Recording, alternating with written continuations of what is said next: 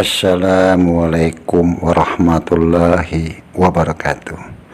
Marilah kita panjatkan puji syukur kita kehadirat Allah Subhanahu wa Ta'ala yang telah memberikan satu kenikmatan, keberkahan pada diri kita semua. Juga kita tidak lupa mengucapkan salawat dan salam kepada junjungan baginda Nabi kita yang mulia, Nabi Muhammad Sallallahu Alaihi Wasallam, beserta keluarganya, juga para sahabat dan pengikutnya yang senantiasa istiqomah.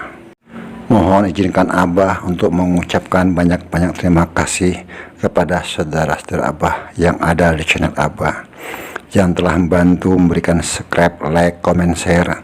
Karena subscribe itu gratis, mohon dibantu.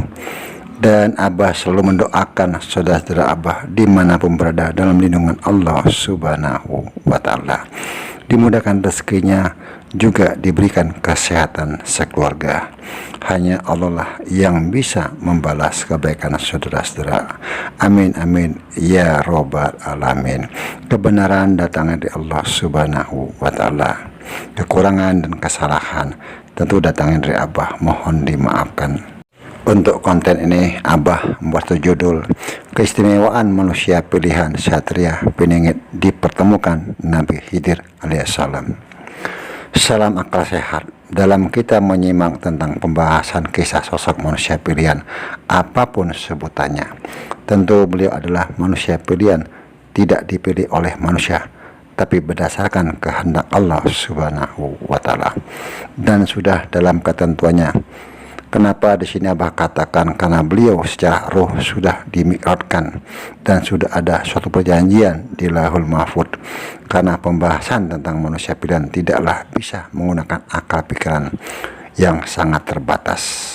Karena semua yang terjadi pada diri manusia pilihan adalah suatu perjalanannya yang pernah Abah katakan.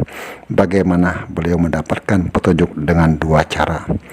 Dengan secara sadar atau tidak tertidur nyata, dan dengan cara yang kedua beliau mendapatkan petunjuk dengan mimpi. Ini pun terjadi pada junjungan Nabi kita yang mulia, Nabi Muhammad SAW, dan ada sesuatu kemiripan yang terjadi pada sosok manusia pilihan tersebut, apapun sebutannya, karena beliau tentu ada hubungannya dengan leluhurnya, yaitu Nabi Muhammad SAW.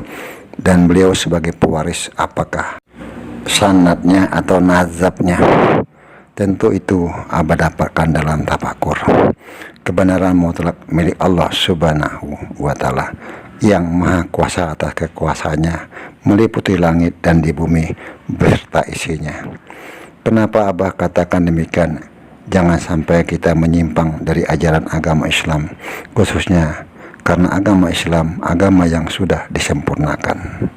Kita kembali tentang pembahasan bagaimana beliau dipertemukan dengan sosok Nabi Khidir alaihissalam. Tentunya atas kehendak Tuhannya, bukan keinginan dari sang sosok manusia pilihan.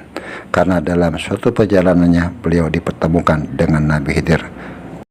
Tentu kebenaran mutlak milik Allah Subhanahu wa Ta'ala.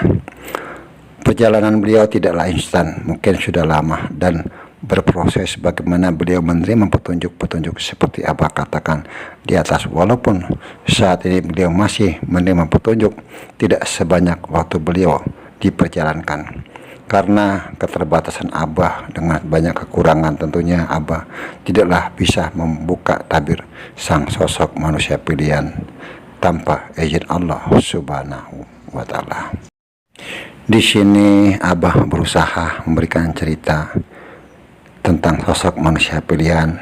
Tentunya ada yang diceritakan dan ada yang menceritakan. Dalam tafakur Abah, sosok manusia pilihan ini pada awalnya tentu mempunyai seorang mursyid atau guru, tidak sekadar ilmu syariat. Tentu beliau mempelajari ilmu tasawuf. Dengan berjalannya waktu, karena beliau manusia pilihan, tentu mendapatkan keistimewaan dari Allah Subhanahu wa Ta'ala dalam berproses lama tanpa beliau sadari. Jadi dalam kesimpulan Abah, sosok manusia pilihan Abah katakan bukanlah keinginan atau kemauan dirinya sendiri, Sebagaimana sudah Abah katakan, beliau diperjalankan secara ruh dan mempunyai perjanjian di alam Lauhil Mahfuz.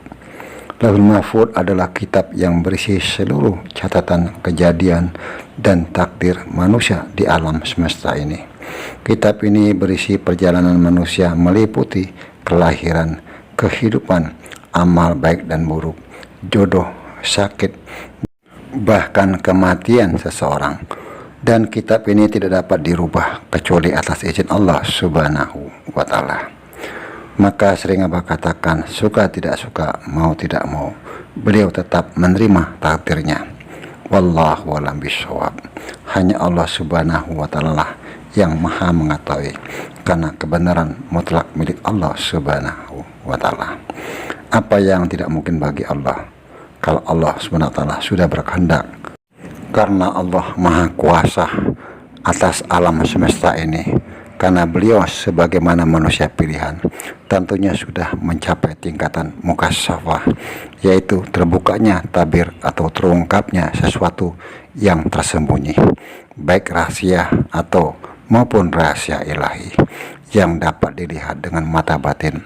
Tentunya dalam konteks tasawuf, mukasyafah mengacu pada pengalaman spiritual ketika seseorang mampu melihat alam gaib atau mendapatkan pengetahuan langsung dari Allah Subhanahu wa Ta'ala melalui jalur rohani tentunya.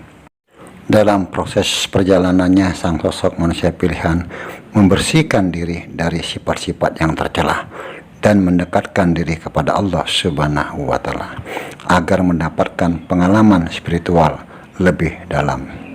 Mukasyafah bisa berupa ilmu laduni, yaitu ilmu yang diberikan langsung oleh Allah Subhanahu wa Ta'ala kepada hambanya tanpa melalui proses belajar yang formal, dan tujuannya pembersihan diri sehingga dapat mendekatkan diri kepada Allah Subhanahu wa Ta'ala. Dan perlu kita ketahui, beliau bisa mengetahui rahasia orang lain, juga melihat alam gaib yang dikatakan beliau sudah menerima ilmu laduni. Tidak hanya mengetahui sesuatu rahasia orang, tapi Abah meyakini beliau juga bisa berdialog dengan secara ruh. Sebagaimana di video kemarin Abah katakan tentang diperlihatkannya lah sosok Nabi Khidir alaihissalam dalam beliau diperjalankan. Bertemunya dengan Nabi Khidir tentu memiliki hubungan yang unik dengan waktu, tidak pernah terburu-buru dalam menjalani kehidupan. Setiap langkahnya seakan-akan diatur. Beliau tak terikat sepenuhnya dengan dunia dan tidak lepas dengan realita kehidupan yang fana. Karena beliau manusia pilihan, tentu mampu menyebatani kebutuhan material dan spiritual dalam keluarga, sehingga tidak bertentangan, justru saling melengkapi.